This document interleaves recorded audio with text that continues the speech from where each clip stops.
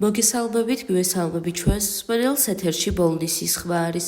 შეგახსენებთ, რომ ბოლნისის ხმა პროექტ მისიხმის ფარგლებში ხორციელდება, რომლის მხარდამჭერია გერმანიის საგარეო საქმეთა სამინისტრო და DVV International. დღევანდელ გადაცემაში ვისაუბრებთ ქალთა მდგომარეობის შესახებ სოფლებში. საქართველოს სოფლებში ქალთა მდგომარეობა მრავალმხრივ გამოწვევებს აწყდება, თუმცა ასევე იარსებებს პოზიტიური ტენდენციებიც, რომლის ძირითად ასპექტებზე დღეს ვისაუბრებთ. ეკონომიკური მდგომარეობა. სოფლებში ქალები ხშირად მუშაობენ ოჯახურ მეურნეობაში, რაც დაუფასებელი შრომა და არ მოიცავს სოციალური დაცვის ბენეფიტებს. ქალების შემოსავალი, როგორც წესი, ნაკლებია მამაკაცებთან შედარებით და ისინი ხშირად ეყრდნობიან სოფლის მეურნეობის სეზონურ სამუშაოებს. სოფლის ქალები ხშირად ნაკლებ შესაძლებლობას იღებენ უმაღლესი განათლების მისაღებად ქალაქის ქალებთან შედარებით, რაც მათ პროფესიულ განვითარებას ზღუდავს. განათლების ხელმისაწვდომობა, გეოგრაფიული და ფინანსური ბარიერები ხელს უშლის ბევრი გოგონას და ქალის განათლების მიღებას. ჯანმრთელობის დაცვა. სოფლებში ხშირად ნაკლებად ხელმისაწვდომია ხარისხიანი სამედიცინო სერვისები, რაც ქალთა ჯანმრთელობის დაცვის სერიოზულ პრობლემას წარმოადგენს. რეპროდუქციული ჯანმრთელობა, ინფორმაციის ნაკლებობა და შეზღუდული სერვისები ართულებს ქალთა რეპროდუქციული ჯანმრთელობის დაცვას.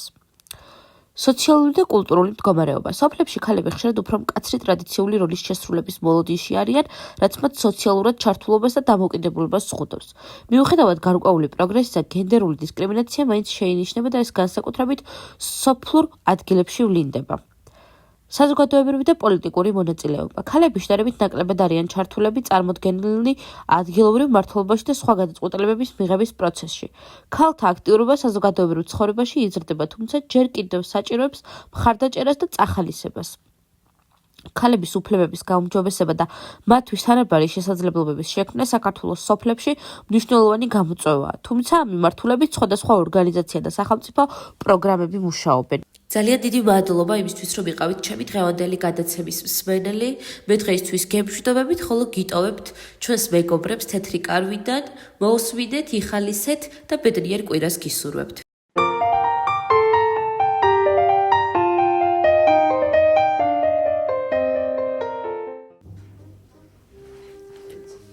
მოგესალმებით ძვირფასო მეგობრებო. ეს თეთრი კარავია და ჩვენ დღეს აქ ისევ პრობლემებზე სასაუბროდ შევიკრიბეთ. გადაწყდა, რომ არ გვექნება ერთი კონკრეტული თემა და ვისაც რა აწუხებს იმ საკითხებზე ვისაუბრებთ, რაც ისედაც ბევრის სათქმელია. მე მქვია ნატა და ვარ 43 წლის.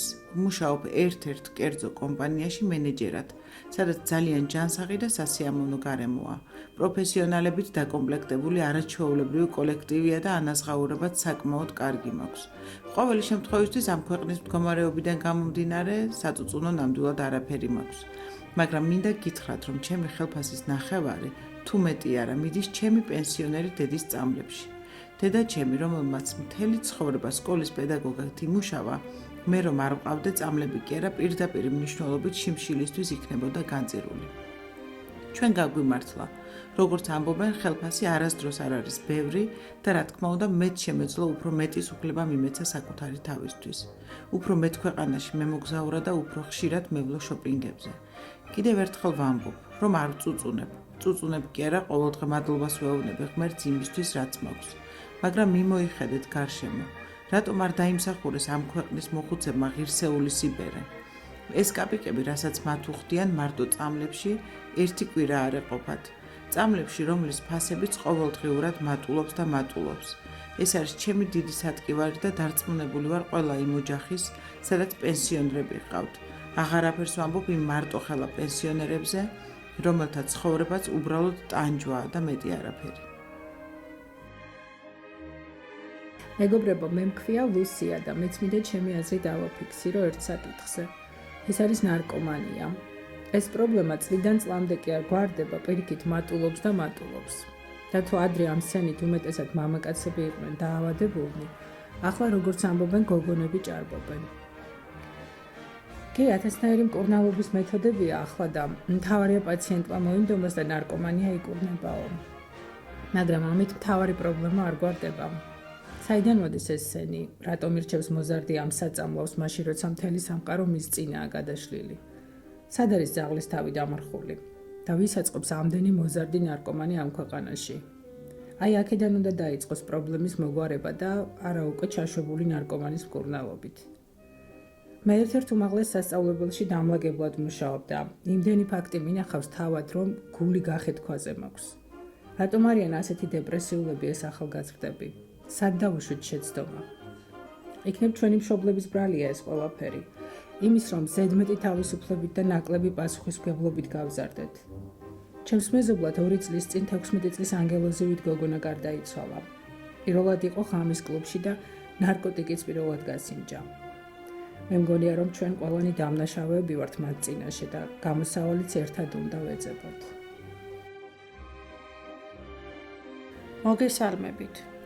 ნელიკო ვარ 51 წლის. გაუთხოვარი. მარტოხელა. მაგრამ არ ვარ უკმაყოფილო საკუთარი ცხოვრებით. ბავშვობიდან სულ რაღაც მაინტერესებდა და სულ ახლის სწავლაში და ძიებაში ვიყავ. პროფესიით არქეოლოგი ვარ. მაგრამ მოგეხსენებათ, ახლა აქ ვის სჭირდება არქეოლოგი. ამიტომაც ჯერ ისევ ჯანზე ვარ და სახლებს ვალაგებ. რასაც ვშოულობ იმ ფულით, საქართველოში ისედაც ყველა კუთხე კუნჭული მქონდა მოვლილი და ახლა ევროპის ქვეყნებშიც ვიმოგზაურე. საბერძნეთში ვიყავი, საფრანგეთში, ავსტრიაში და სულ მალე ესპანეთის კუნძულებსაც მოვინახულებ. ბევრი ჩემი ნაცნობი თუ მეგობარი მეუბნება. ნეტაი შენ, რას დაბოდიალობ? შეაგროვე ეგ ფული, რომ სიბერეში ვინმე მოგხედოსო.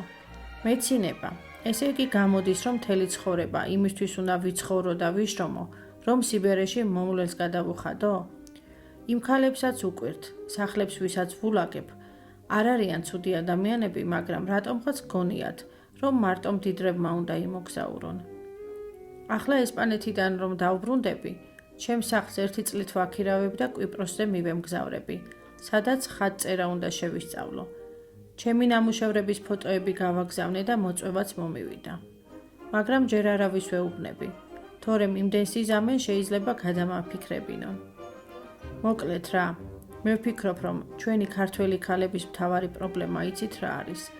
ის, რომ ქართველ ქალებს არ შეუძლიათ საკუთარ თავს საჩუქრები გაუკეთონ. ამისთვის ფულიც ენანებათ, დროც და ვინმე სხვა ამას თუ ახერხებს, ისიც მაგრად შურთ. ამიტომ არიან უმეტესობა დაბოხმილები და მაგიტომაც ჩამოსტირით ცხვირპირი. გაინძერით ქალებო, ვისაც ჯანმრთელობის პრობლემა არ გაწუხებთ, ფულის შოვნა ყველას შეგიძლიათ და დამერწმუნეთ, თქვენ ცხოვრებასაც გაილამაზებთ და სხვასაც გააბედნიერებთ. აი ასეთი რჩევები მინდოდა რომ მომეცა. აბა მომავალ შეხვედრამდე.